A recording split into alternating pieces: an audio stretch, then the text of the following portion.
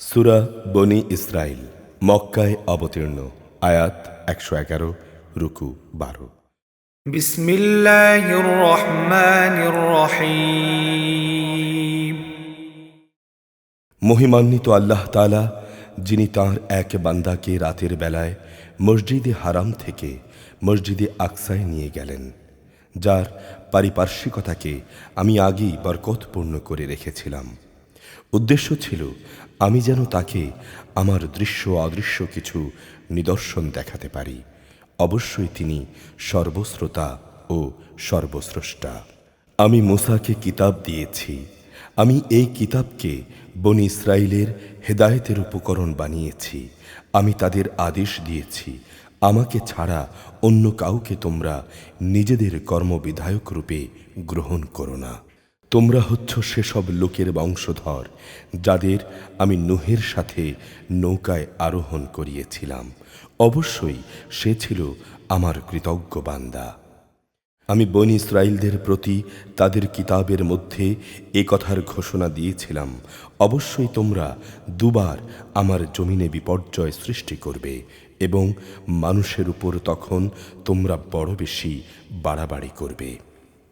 অতঃপর এ দুয়ের প্রথমটির নির্ধারিত সময় যখন এসে হাজির হলো, তখন আমি তোমাদের উপর আমার এমন কিছু বান্দাকে পাঠিয়েছিলাম যারা ছিল বীরত্বের অধিকারী। অতঃপর তারা তোমাদের ঘরে ঘরে প্রবেশ করে সব কিছুই তছনছ করে দিয়ে গেল, আর এভাবেই আমার শাস্তির প্রতিশ্রুতি কার্যকর হয়ে থাকে। অতঃপর আমি তাদের উপর বিজয় দিয়ে দ্বিতীয়বার তোমাদের সুদিন ফিরিয়ে দিলাম এবং ধন সম্পদ ও সন্তান সন্ততি দিয়ে তোমাদের আমি সাহায্য করলাম। সর্বোপরি জনপদে আমি তোমাদের সংখ্যা গরিষ্ঠ করলাম। যদি তোমরা কোনো ভালো কাজ করে থাকো, তা করেছ তোমাদের নিজেদের জন্যে। তোমাদের কেউ যদি কোনো মন্দ কাজ করে থাকো, তার দায়িত্ব একান্তভাবে তার নিজের উপর। অতঃপর যখন দ্বিতীয় প্রতিশ্রুতির সময় হাজির হলো, তখন আমি আরেক দলকে তোমাদের মোকাবেলার জন্য পাঠিয়েছিলাম, যেন তারা তোমাদের মুখমণ্ডল কালিমাচ্ছন্ন করে দিতে পারে, যেমন করে প্রথমবার এই আক্রমণকারী ব্যক্তিরা মসজিদে আকসায় প্রবেশ করছে, আবারও যেন তারা মসজিদে প্রবেশ করতে পারে এবং যে যে জিনিসের উপর তারা অধিকার জমাতে পারে তা ধ্বংস করে দিতে পারে। সম্ভবত এর মাধ্যমে আল্লাহ তাআলা তোমাদের উপর অনুগ্রহ করবেন। আর তোমরা যদি বিদ্রোহের দিকে ফিরে যাও, তাহলে আমিও আমার শাস্তির পুনরাবৃত্তি ঘটাবো। আর আমি তো কাফেরদের জন্যে জাহান্নামকে তাদের কারাগারে পরিণত করেই রেখেছি। অবশ্যই এই কোরআন এমন এক পথের নির্দেশনা দেয় যা মজবুত, এবং যেসব ঈমানদার মানুষ নেক আমল করে, এ কিতাব তাদের এই সুসংবাদ দেয় যে তাদের জন্যে আল্লাহর কাছে এক মহা পুরস্কার রয়েছে। অপরদিকে যারা পরকালে বিশ্বাস করে না, আমি তাদের জন্যে জাহান্নামের কঠিন আযাব প্রস্তুত করে রেখেছি। মানুষ যেভাবে নিজের জন্যে না বুঝে অকল্যাণ কামনা করে, তেমনি সে তার নিজের জন্যে বুঝে সুঝে কিছু কল্যাণও কামনা করে। আসলে মানুষ কাঙ্ক্ষিত বস্তুর জন্যে এমনি তাড়াহুড়ো করে। আমি রাত ও দিনকে আমার কুদরতের দুটো নিদর্শন বানিয়ে রেখেছি। অতঃপর রাতের নিদর্শন আমি বিলীন করে দেই এবং দিনের নিদর্শনকে আমি আলোকময় করি, যাতে করে তোমরা তোমাদের মালিকের দেয়া রেজেক সংগ্রহ করতে পারো। সর্বোপরি তোমরা এর মাধ্যমে বছরের গণনা ও এর হিসাবও জানতে পারো। এর সব কয়টি বিষয় আমি এখানে খুলে খুলে বর্ণনা করেছি। প্রত্যেক মানুষের ভাগ্যলিপিকে আমি তার গলায় ঝুলিয়ে রেখেছি। কিয়ামতের দিন তার জন্যে তার আমলনামার একটি গ্রন্থ আমি বের করে দেব। সে তা তার সামনে খোলা অবস্থায় দেখতে পাবে।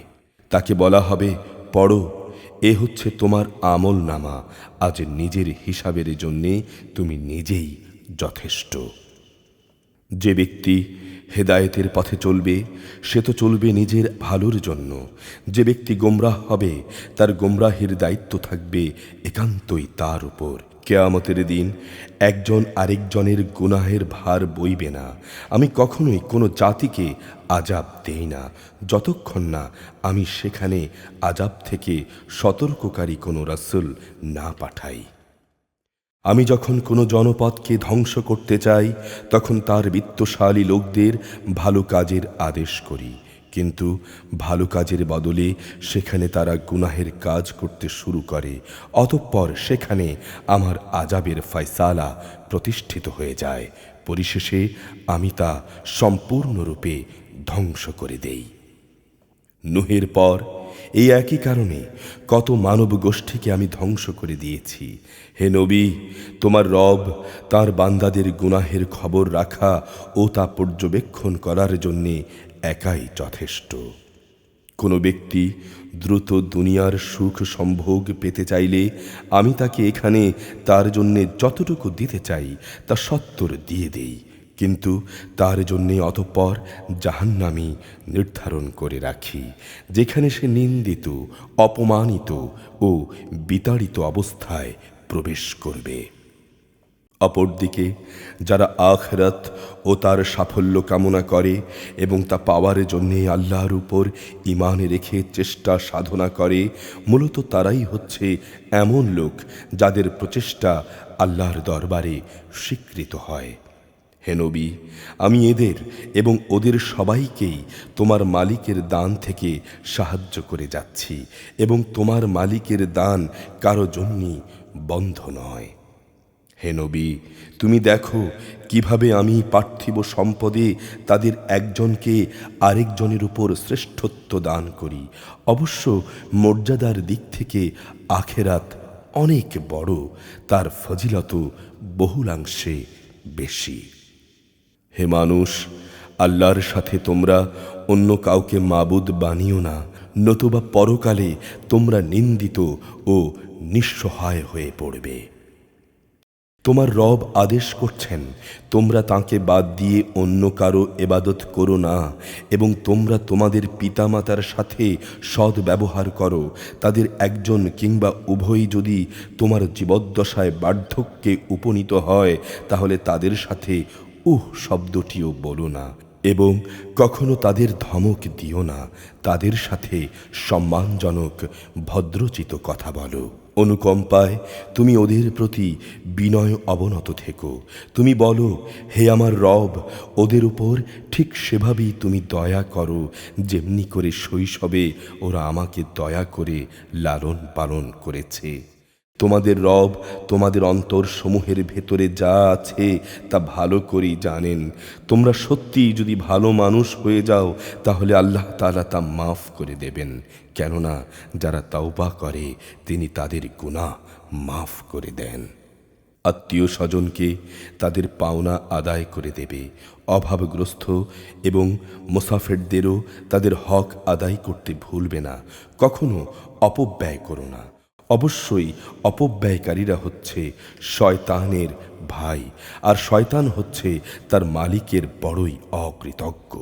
যদি তোমাকে কখনো এদের বিমুখ করতে হয় এই কারণে যে দেয়ার মতো সম্পদ তোমার কাছে নেই, তবে তুমি তোমার মালিকের কাছ থেকে অনুগ্রহ কামনা করো। যা পাওয়ার তুমি আশাও রাখো, তাহলে একান্ত নম্রভাবে তাদের সাথে কথা বলো। কখনো নিজের ব্যয়ের হাতকে নিজের গর্দানের সাথে বেঁধে রেখো না, যাতে কার্পণ্য প্রকাশ পায়। আবার তা সম্পূর্ণ খুলেও রেখো না, অন্যথায় বেশি খরচ করার কারণে তুমি নিন্দিত, নিঃস্ব হয়ে যাবে। তোমার রব যার জন্যে চান তার রেজেক বাড়িয়ে দেন, আবার যাকে চান তাকে কম করে দেন। অবশ্যই তিনি তাঁর বান্দাদের প্রয়োজন সম্পর্কে ভালোভাবে জানেন এবং তাদের অবস্থাও তিনি দেখেন। তোমরা তোমাদের সন্তানদের কখনো দারিদ্র্যের ভয়ে হত্যা করো না। আমি যেমন তাদের রেজেক দান করি, তোমাদেরও কেবল আমি রেজেক দান করি। রেজেকের ভয়ে তাদের হত্যা করা অবশ্যই একটি মারাত্মক গুনাহ। তোমরা ব্যভিচারের ধারে কাছেও যেও না, নিঃসন্দেহে এটি হচ্ছে একটি অশ্লীল কাজ এবং নিকৃষ্ট পথ। কোনো জীবনকে তোমরা হত্যা করো না যা আল্লাহ তাআলা হারাম করেছেন, তবে আইন ও বিধিসম্মতভাবে হত্যার বিচারে হত্যার কথা আলাদা। যে ব্যক্তিকে অন্যায়ভাবে হত্যা করা হয়, আমি তার উত্তরাধিকারীকে এই অধিকার দিয়েছি যে সে রক্তের বিনিময় দাবি করতে পারে, তবে সে যেন হত্যার প্রতিশোধ নেয়ার ব্যাপারে বাড়াবাড়ি না করে, কেননা হত্যার মামলায় মজলুম ব্যক্তিকেই সাহায্য করা হবে। তোমরা এতিমদের মাল সম্পদের কাছেও যেও না, তবে এমন কোনো পন্থা বাদে যা উত্তম, যতক্ষণ পর্যন্ত সে এতিম তার বয়ঃপ্রাপ্তির পর্যায়ে উপনীত হয়, এবং তোমরা এদের দেয়া প্রতিশ্রুতি মেনে চলো, কেননা কিয়ামতের দিন প্রতিশ্রুতির ব্যাপারে জিজ্ঞাসাবাদ করা হবে। পরিমাপ করার সময় মাপ কিন্তু পুরোপুরি করবে, আর ওজন করার জিনিস হলে দাড়িপাল্লা সোজা করে ধরবে। লেনদেনের ব্যাপারে এটা হচ্ছে উত্তম পন্থা, এবং পরিণামের দিক থেকে এটাই হচ্ছে উৎকৃষ্ট। যে বিষয়ে তোমার কোনো জ্ঞান নেই, অযথা তার পেছনে পড়ো না, কেননা কিয়ামতের দিন কান, চোখ ও অন্তর এ সব কয়টির ব্যবহার সম্পর্কে জিজ্ঞেস করা হবে। আল্লাহর জমিনে তোমরা দম্ভ ভরে চলো না, কেননা যতই অহংকার করো না কেন, তুমি কখনো এ জমিন বিদীর্ণ করে এর নিচে যেতে পারবে না, আর উচ্চতায় তুমি কখনো পর্বত সমানও হতে পারবে না। হে নবী, এগুলো সবই খারাপ কাজ, এর মন্দ দিকগুলো তোমার মালিকের কাছে একান্ত ঘৃণিত। তোমার রব ওহির মাধ্যমে তোমাকে যে প্রজ্ঞা দান করেছেন, এসব হচ্ছে তারই অন্তর্ভুক্ত। তুমি আল্লাহর সাথে অন্য কাউকে মাবুদ বানাবে না, অন্যথায় তুমি নিন্দিত ও বঞ্চিত হয়ে জাহান্নামে নিক্ষিপ্ত হবে। এটা কেমন কথা? তোমাদের রব কি তোমাদের জন্য পুত্র সন্তান নির্ধারিত করেছেন আর ফেরেশতাদের নিজের কন্যা হিসেবে গ্রহণ করে নিয়েছেন? তোমরা সত্যি আল্লাহ তাআলা সম্পর্কে বড় জঘন্য কথা বলে বেড়াচ্ছ। আমি এ কোরআনে কথাগুলোকে সবিস্তারে বর্ণনা করেছি, যাতে করে তারা এর থেকে কিছু শিক্ষা গ্রহণ করতে পারে, কিন্তু এ বিষয়টি মনে হয় তাদের ঈমানের প্রতি বিদ্বেষ ছাড়া আর কিছুই বাড়ালো না।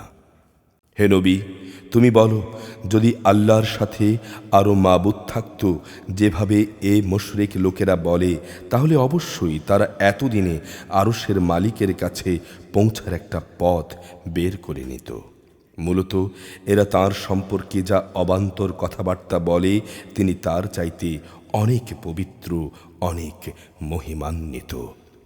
7 আসমান জমিন এবং এ দুয়ের মাঝখানে যা কিছু আছে তা সবই তাঁর পবিত্রতা ও মহিমা ঘোষণা করছে। সৃষ্টিলোকে কোনো একটি জিনিসও এমন নেই যা তাঁর নামে তসবিহ পাঠ করে না, কিন্তু তাদের তসবিহ তোমরা অনুধাবন করতে পারো না। অবশ্যই তিনি একান্ত সহনশীল, ক্ষমা পরায়ণ।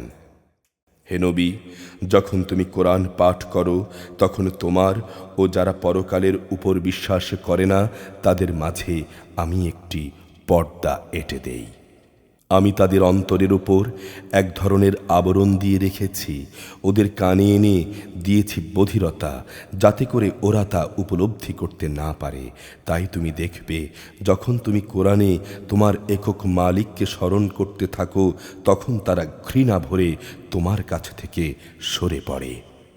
আমি ভালো করেই জানি, যখন ওরা কান পেতে তোমার কথা শোনে, তখন আসলে ওরা কান পেতে কি শোনে আমি এও জানি।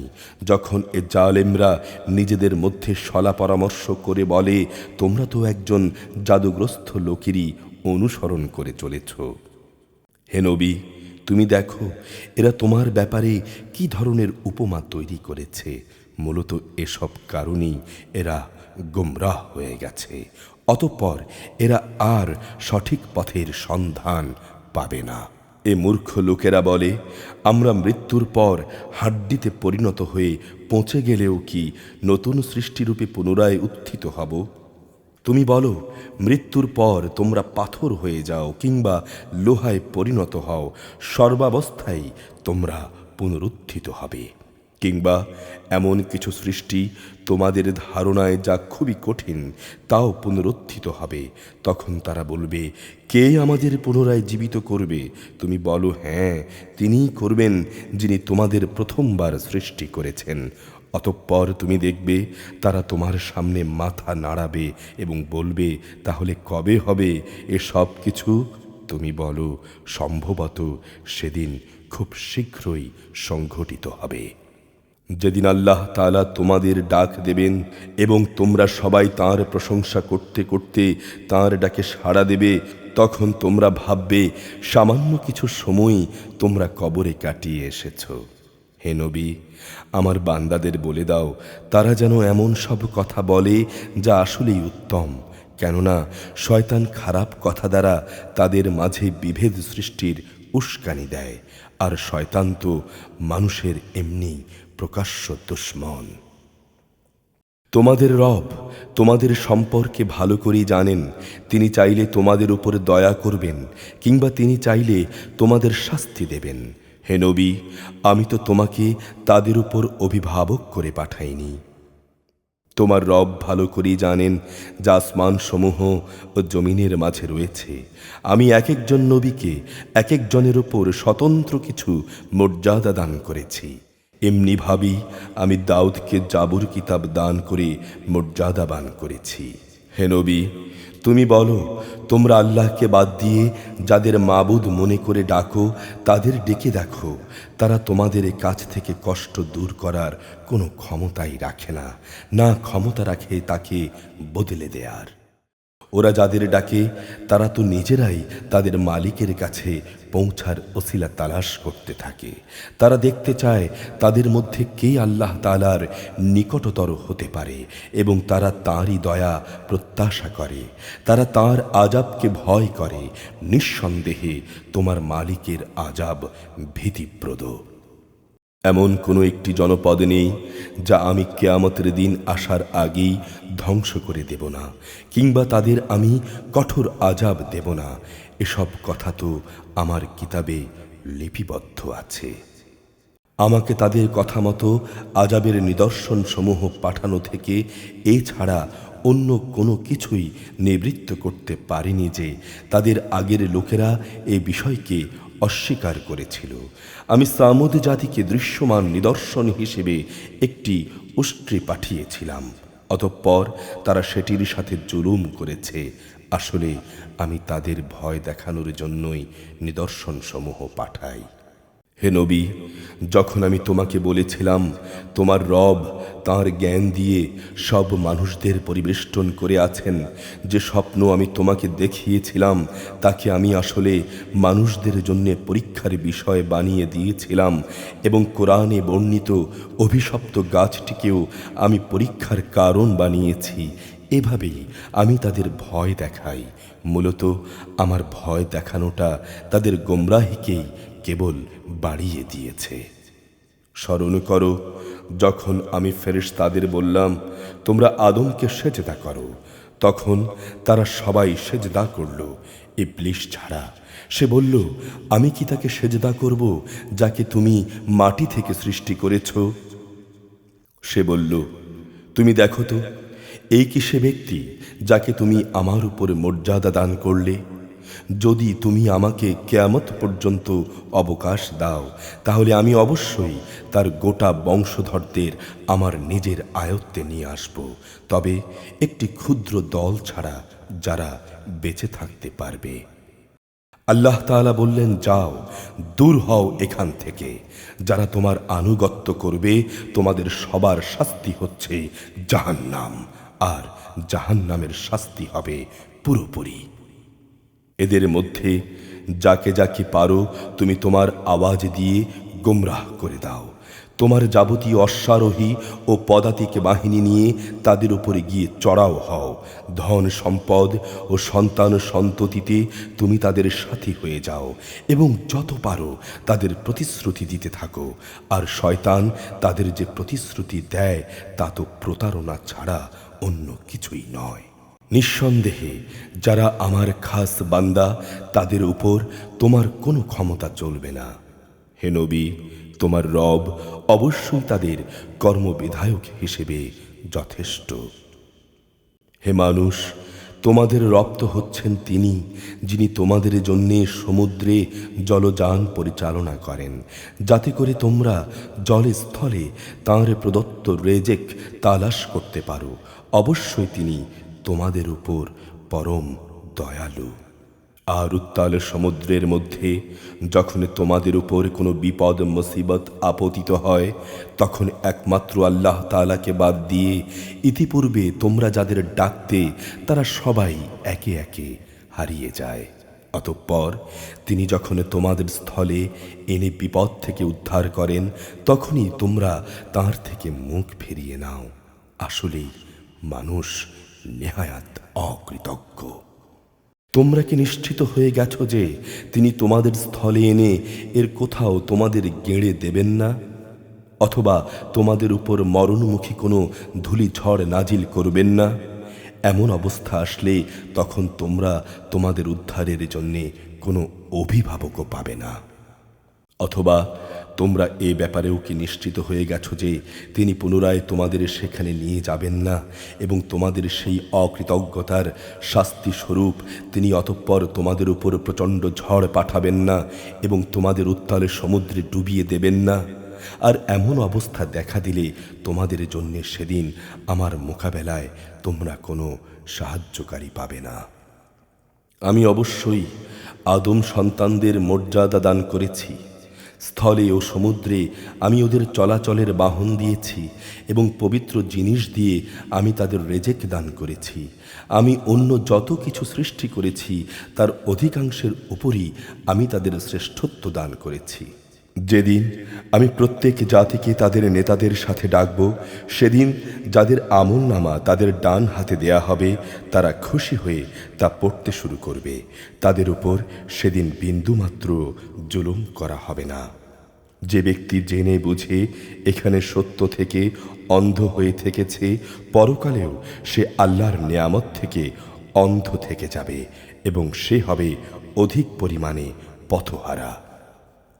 হে নবী, আমি তোমার প্রতি যে ওহী পাঠিয়েছি তার প্রচার ও প্রতিষ্ঠা থেকে তোমার পদস্খলন ঘটাবার ব্যাপারে এরা কোনো প্রকার চেষ্টা থেকেই বিরত থাকেনি, যাতে করে তুমি ওহীর বদলে আমার সম্পর্কে কিছু মিথ্যা কথা বানাতে শুরু করো।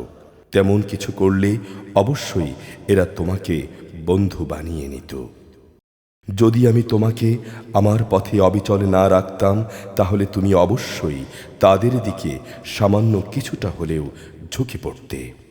আর এমনটি যদি হতো, তাহলে জীবনে ও মৃত্যু পরবর্তীকালে আমি তোমাকে দ্বিগুণ শাস্তি আস্বাদন করাতাম।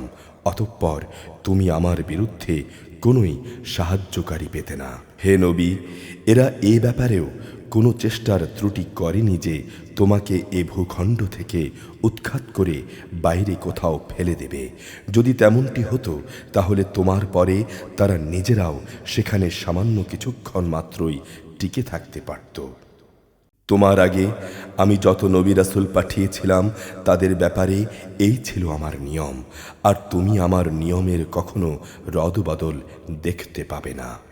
হে নবী, সূর্য ঢলে যাওয়ার পর থেকে রাতের অন্ধকার পর্যন্ত সময়ের ভেতর নামাজ প্রতিষ্ঠা করবে এবং ফজরের নামাজ ও তার কোরআন তেলাওয়াতের প্রতি যত্নবান হবে।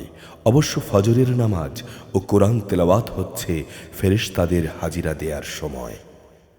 রাতের কিছু অংশে তাহাজ্জুদ নামাজ আদায় করো। এটা তোমার জন্যে ফরজ নামাজের অতিরিক্ত। আশা করা যায় এর দ্বারা তোমার রব তোমাকে প্রশংসিত মর্যাদায় পৌঁছে দেবেন। তুমি বলো, হে আমার রব, যেখানেই নিয়ে যাও তুমি আমাকে সত্যের সাথে নিয়ে যেও, এবং যেখান থেকে বের করো সত্যের সাথেই বের করো, এবং তোমার কাছ থেকে আমার জন্যে একটি সাহায্যকারী রাষ্ট্রশক্তি প্রদান করো। তুমি বলো, সত্য এসে গেছে এবং মিথ্যা বিলুপ্ত হয়ে গেছে। অবশ্যই মিথ্যাকে বিলুপ্ত হতে হবে। আমি কোরআনে যা কিছু নাজিল করি তা হচ্ছে ঈমানদারদের জন্যে রোগের উপশমকারী ও রহমত, কিন্তু এ সত্ত্বেও তা জালেমদের জন্যে ক্ষতি ছাড়া আর কিছুই বৃদ্ধি করে না। যখন আমি মানুষদের উপর অনুগ্রহ করি তখন কৃতজ্ঞতার বদলে তারা আমার দিক থেকে মুখ ফিরিয়ে নেয় এবং নিজেকে দূরে সরিয়ে নিয়ে যায়। আবার যখন কষ্ট মুসিবত তাকে স্পর্শ করে তখন সে নিরাশ হয়ে পড়ে। হে নবী, তুমি বলো, প্রত্যেক ব্যক্তি নিজ প্রকৃতির উপর কাজ করে যাচ্ছে, অতঃপর তোমাদের রব ভালো করেই জানেন কে উত্তম পথের উপর রয়েছে। হে নবী, এরা তোমার কাছে রূহ সম্পর্কে জানতে চায়। তুমি বলো, রূহ হচ্ছে আমার মালিকের আদেশ সম্পর্কিত একটি বিষয়। আল্লাহ তাআলার পক্ষ থেকে তোমাদের যা কিছু জ্ঞান দেয়া হয়েছে তা নিতান্ত কম। আমি তোমার প্রতি যে ওহী পাঠিয়েছি, যদি আমি চাইতাম তা অবশ্যই তোমার উপর থেকে প্রত্যাহার করে নিতে পারতাম, আর সে অবস্থায় তুমি আমার মোকাবেলায় কোনোই সাহায্যকারী পেতে না। তোমার মালিকের দয়ার কথা আলাদা, অবশ্যই তোমার উপর তাঁর অনুগ্রহ অনেক বড়। তুমি বলো, যদি সব মানুষ ও জিন এ উদ্দেশ্যে একত্রিত হয় যে তারা এই কোরআনের অনুরূপ কিছু বানিয়ে আনবে, তাতেও তারা এর মতো কিছু তৈরি করে আনতে পারবে না। এ ব্যাপারে তারা একে অপরের সাহায্যকারী হলেও নয়। আমি এ কোরআনের মধ্যে মানুষদের বোঝানোর জন্যে সব ধরনের উপমা দ্বারা হেদায়েতের বাণী বিশদভাবে বর্ণনা করেছি, কিন্তু অধিকাংশ মানুষই তা অমান্য না করে ক্ষান্ত হলো না। এরা বলে, কখনোই আমরা তোমার উপর ঈমান আনব না যতক্ষণ না তুমি আমাদের জন্যে এ জমিন থেকে ধারা প্রবাহিত না করবে, কিংবা তোমার জন্যে খেজুরের অথবা আঙুরের একটি বাগান তৈরি হবে এবং তাতে তুমি অসংখ্য নালা বইয়ে দেবে, অথবা যেমন করে তুমি কিয়ামত দিবসে এসব ঘটবে বলে মনে করো সে অনুযায়ী এখনই আসমানকে টুকরা টুকরা করে আমাদের উপর ফেলে দেবে, অথবা স্বয়ং আল্লাহ তাআলা ও তাঁর ফেরেশতাদেরকে আমাদের সামনে এনে দাঁড় করিয়ে দেবে, কিংবা তোমার কোনো স্বর্ণ নির্মিত ঘর থাকবে, অথবা তুমি আসমানে আরোহণ করবে, কিন্তু আমরা তোমার আকাশে চড়ার ঘটনাও বিশ্বাস করব না যতক্ষণ না তুমি সেখান থেকে আমাদের জন্যে একটি কিতাব নিয়ে আসবে যা আমরা পড়তে পারবো। হে নবী, তুমি এদের শুধু এটুকু বলো, মহান পবিত্র আমার রব, আমি তো কেবল তাঁর পক্ষ থেকে আসা একজন মানুষ, রসুল বই কিছুই নই। যখনই মানুষের কাছে আল্লাহ তাআলার কাছ থেকে হেদায়েত এসেছে তখন তাদের ঈমান আনা থেকে এছাড়া অন্য কোনো জিনিসই বিরত রাখেনি যে তারা বলতো, আল্লাহ তাআলা কি আমাদেরই মতো একজন মানুষকে নবী করে পাঠালেন? হে নবী, তুমি বলো, যদি জমিনে ফেরেশতারা নিশ্চিন্তভাবে ঘুরে বেড়াতো তাহলে অবশ্যই আমি তাদের জন্যে আসমান থেকে কোনো ফেরেশতাকেই নবী করে পাঠাতাম।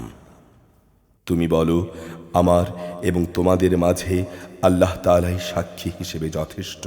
অবশ্যই তিনি তাঁর বান্দাদের সম্পর্কে জানেন, তিনি তাদের সব কর্মকাণ্ড দেখেন। যাকে আল্লাহ তাআলা হেদায়েত দান করেন সেই হেদায়েত প্রাপ্ত হয়, আর যাকে তিনি গোমরাহ করেন তাদের হেদায়েত দানের জন্যে হে নবী, তুমি তাকে ছাড়া আর অন্য কাউকেই সাহায্যকারী পাবে না। সব গোমরাহ লোকদের আমি কিয়ামতের দিন মুখের উপর ভর দিয়ে চলা অবস্থায় একত্রিত করব। এরা তখন হবে অন্ধ, বোবা ও বধির। এদের সবার ঠিকানা হবে জাহান্নাম। যতবার তা স্তিমিত হয়ে আসবে ততবার আমি তাকে তাদের জন্যে প্রজ্বলিত করে আরো বাড়িয়ে দেব। এ হচ্ছে তাদের যথার্থ শাস্তি, কেননা তারা আমার আয়াতসমূহকে অস্বীকার করত। তারা আরো বলতো, মৃত্যুর পর যখন আমরা অস্থিতে পরিণত হয়ে যাব এবং চূর্ণ বিচূর্ণ হয়ে যাব তখন কি আমরা নতুন সৃষ্টিরূপে উত্থিত হব? এই মূর্খ লোকেরা কি কখনো ভেবে দেখেনি আল্লাহ তাআলা যিনি আসমান সমূহ ও জমিন পয়দা করেছেন তিনি এই বিষয়ের উপরও ক্ষমতা রাখেন যে তিনি তাদেরই মতো মানুষ আবারও সৃষ্টি করতে পারেন। দ্বিতীয়বার তাদের পয়দা করার জন্যে একটি ক্ষণ তিনি নির্ধারণ করে রেখেছেন যাতে কোনো রকম সন্দেহের অবকাশ নেই। তথাপি এ জালেম লোকেরা সেদিনকে অস্বীকার করেই যাচ্ছে। হে নবী, বলো, আমার মালিকের দয়ার ভাণ্ডার যদি তোমাদের করায়ত্তে থাকত তবে তা খরচ হয়ে যাবে এই ভয়ে তোমরা তা আঁকড়ে রাখতে চাইতে। আসলে মানুষ এমনই কৃপণ। আমি মূসাকে 9টি স্পষ্ট নিদর্শন দিয়েছিলাম। হে নবী, তুমি স্বয়ং বনী ইসরায়েলদের কাছেই কথাটা জিজ্ঞেস করো। যখন সে তাদের কাছে নবী হয়ে এসেছিল তখন ফেরাউন তাকে বলেছিল, হে মূসা, আমি মনে করি তুমি একজন জাদুগ্রস্ত ব্যক্তি। এর জবাবে মূসা বলেছিল, তুমি এ কথা ভালো করেই জানো যে নবুয়তের প্রমাণ সম্বলিত দূরদৃষ্টি সম্পন্ন এ নিদর্শন আসমানসমূহ ও জমিনের মালিক ছাড়া অন্য কেউই নাজিল করেননি। হে ফেরাউন, আমি তো মনে করি তুমি সত্যিই একজন ধ্বংসপ্রাপ্ত মানুষ। অতঃপর ফেরাউন তাদের এ জমিন থেকে উৎখাত করে দিতে চাইল, কিন্তু আমি তাকে এবং যারা তার সঙ্গী সাথী ছিল তাদের সবাইকে সমুদ্রে ডুবিয়ে দিলাম। এরপর আমি বনী ইসরায়েলদের বললাম, তোমরা এবার এ জমিনে বসবাস করতে থাকো। যখন আখিরাতের প্রতিশ্রুতির সময় আসবে তখন আমি তোমাদের সবাইকে সংকুচিত করে সামনে নিয়ে আসব। এ কোরআনকে আমি সত্যবাণী সহকারে নাজিল করেছি এবং সত্য নিয়েই তা নাজিল হয়েছে। আমি তো তোমাকে কেবল জান্নাতের সুসংবাদদাতা ও জাহান্নামের সতর্ককারী রূপেই প্রেরণ করেছি। আমি কোরআনকে ভাগে ভাগে বিভক্ত করে দিয়েছি যাতে করে তুমিও থেমে থেমে তা মানুষদের সামনে পড়তে পারো, আর এ কারণেই আমি তা পর্যায়ক্রমে নাজিল করেছি। হে নবী, তুমি বলো, তোমরা এ কোরআনকে মানো কিংবা না মানো তা একান্তই তোমাদের ব্যাপার। তবে যাদের এর আগে আসমানি কিতাবের জ্ঞান দেয়া হয়েছে তাদের অবস্থা হচ্ছে, যখনই তাদের সামনে এটি পড়া হয় তখন তারা অবনত মস্তকে সেজদায় লুটিয়ে পড়ে। তারা বলে, আমাদের রব পবিত্র, অবশ্যই আমাদের মালিকের ওয়াদা পরিপূর্ণ হবে। আর তারা কাঁদতে কাঁদতে মুখের উপর ভূমিতে লুটিয়ে পড়ে। মূলত এ কোরআন তাদের নিষ্ঠা ও বিনয় শুধু বৃদ্ধি করে। তুমি বলো, তোমরা আল্লাহ তাআলাকে ডাকো কিংবা রহমানকে ডাকো, তোমরা যে নামই তাকে ডাকো তার সব কটি নামই উত্তম। হে নবী, তুমি চিৎকার করে তোমার নামাজ পড়ো না, আবার তা অতিশয় ক্ষীণভাবেও নয়, বরং এ দুয়ের মধ্যবর্তী পন্থা অবলম্বন করো। তুমি বলো, সকল প্রশংসা আল্লাহ তাআলার জন্যে, যিনি কখনো কোনো সন্তান গ্রহণ করেননি। তার সার্বভৌমত্বে কখনোই কারো কোনো অংশীদারিত্ব নেই। না তিনি কখনো দুর্দশাগ্রস্ত হন, তার কোনো অভিভাবকের প্রয়োজন হয় না। তুমি তার মাহাত্ম্য ঘোষণা করো, পরমতম মাহাত্ম্য।